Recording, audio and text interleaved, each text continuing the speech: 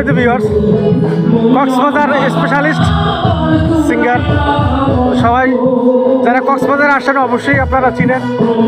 নতুন করে পরিচয় করিয়ে দেওয়ার আর কিছু নেই।